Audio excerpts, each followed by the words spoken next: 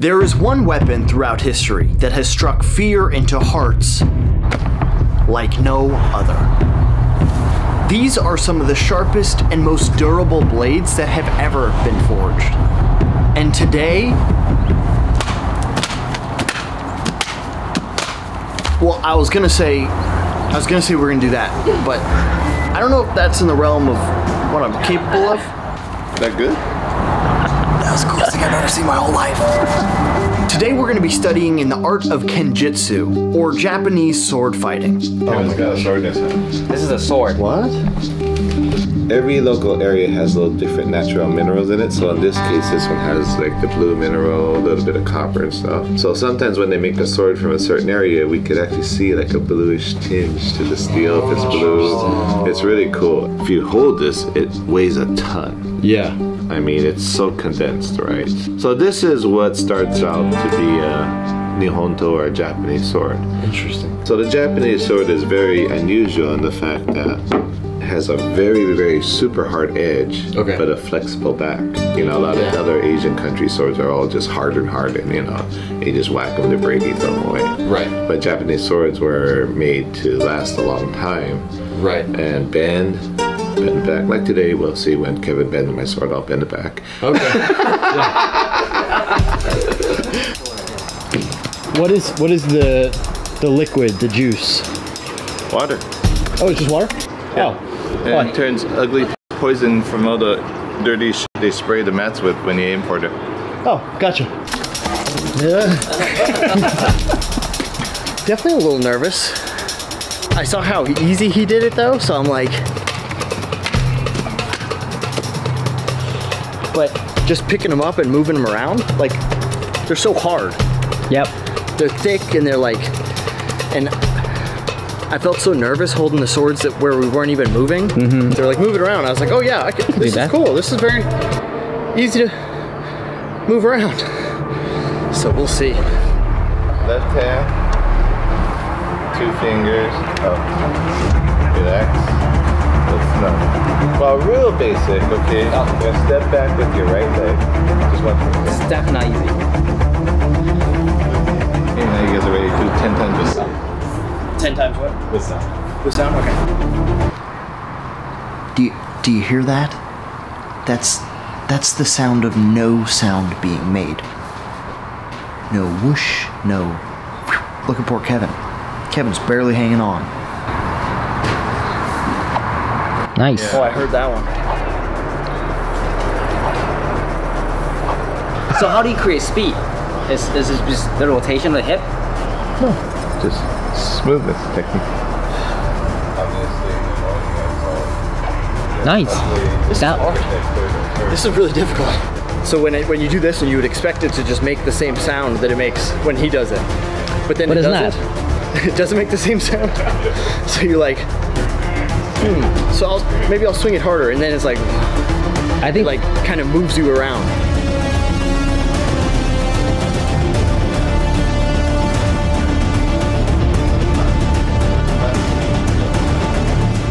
How old are these swords, would you say? We got a range here from 1700 to 1200. And they look brand new. 1200 years? Wow. Oh, we have a couple of rules of thumb. Okay. So the correct way to handle a Japanese sword is never touch the upper portion, because it's been professionally polished, and like we talked about, your skin oil or whatever can rust the blades. Okay. So right now these have $3,000 and $4,000 polishes on these swords. Okay, definitely. Okay, yes sir. So, you know, we do use a very fine soft cloth, so you hold the handle one side and the blade on the other. So when you look at this, please think this was all done by stone to polish. 13 stone process.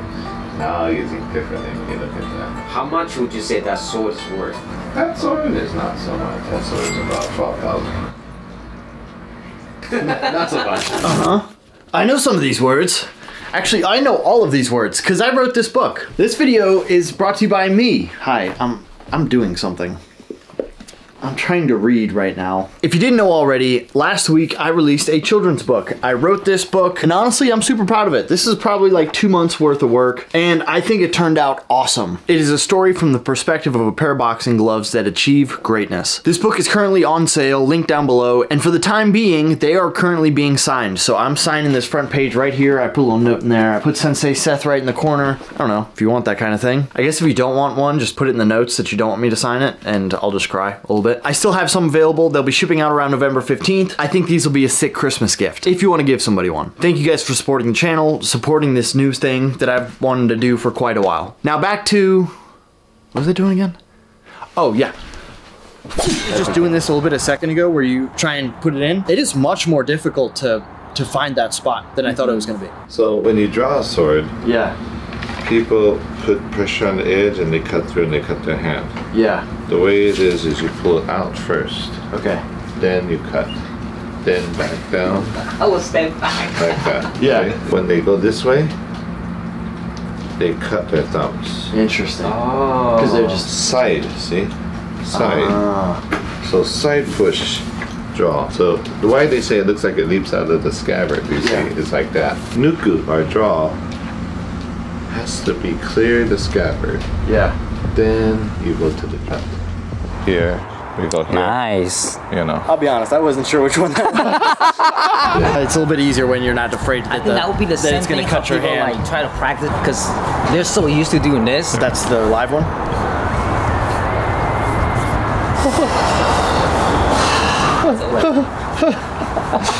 Kevin, your turn. I don't want to do it. Don't do it. He thought about it. Side cut. Okay. Side cut? Side cut. So, you're here. Only there, there. Like that. Don't stop.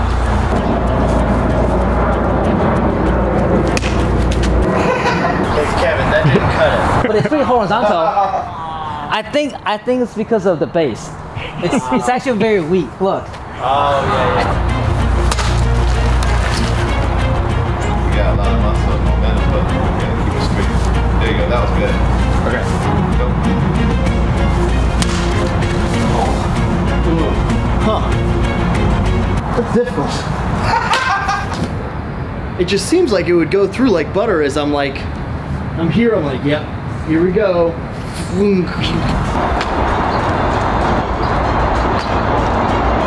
Oh, good, right? Speed. Hey, went through. And that was all I needed to get the confidence to start whipping this thing around.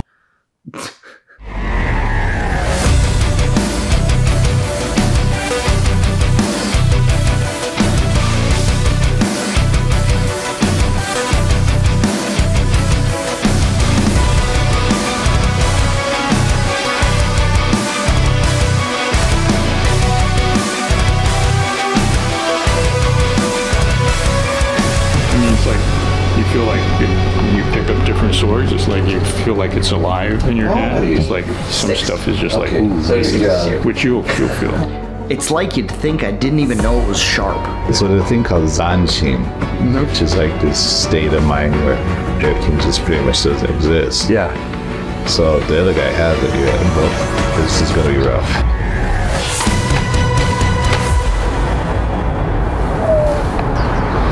Easy, easy. In the early 1600s, this sword was ordered by the lord of Chikuzen, Kuroda. He ordered Nakagawa Saheta to test this sword for him. So it was tested on 2 bodies. Really? 2 bodies to the torso. Kuroda Kai no Kami Takamasa Dore Kirite Nakagawa Saheta. So Nakagawa Saheta was the top swordsman for Tokugawa Ieyasu, the shogun of all Japan. Okay. So to have a test cut by him was you had to be like a buddy of Tokugawa, you know what I mean, to do that. So when you say tested on bodies, what do you mean by that? You get 2 bodies and you stack 2 criminals on top of each other and... Wow. So this sword cut 2 bodies. Already did. Already did. Yeah. It'll cut 3 easy. We don't have a body on hand, but this thing's close. Same thing? Okay. Mentally, I think it's like 1/8 of the size. Okay. Maybe if I squint.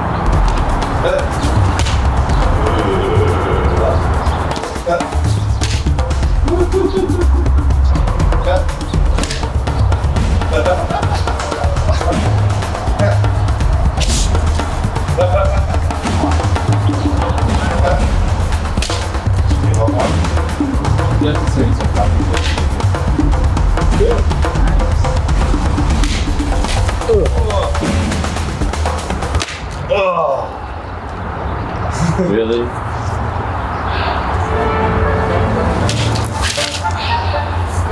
Almost. It's a shame we couldn't get it. If only there was some bigger sword. That's a little outside of my comfort zone. What is within my comfort zone is a little friendly competition. Beginner level, you have to do kesa, kesa, kesa, kesa. Cut, cut, cut. So if we here, that's it. That's beginner. Is there a time limit in? No, you can't take like 10 minutes. Yeah.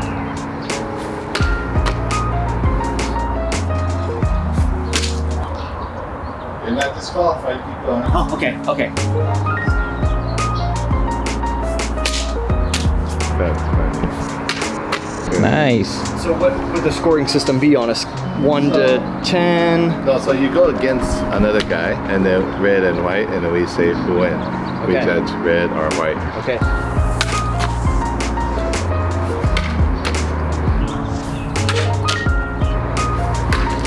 Oh, stop. No good? It's good. Oh. So would that mean I'm DQ'd or? No, you just get minus point. Okay. Minus point. Already disqualified in the other one. Well, they don't know. What? Oh no. Oh. Good news is, it doesn't look any different. I can just cut it out in post. Which means, I guess, officially, Kevin's the best swordsman to ever exist. And no, I'm not just saying that because I lost a bet. These are, we think, one of maybe 6 or 7 sets known to be made by Miyamoto Musashi. Wow. Wow. So he's a philosophy guy. Okay. So this is the monkey reaching out of the tree, trying to achieve what he can't achieve, you know? Interesting. Reaching for the reflection of the moon on the water. Oh my gosh. So he wasn't a professional, so that's why they're a little crude looking, which is correct. But yeah, those are actually made by him. Wow. That's crazy.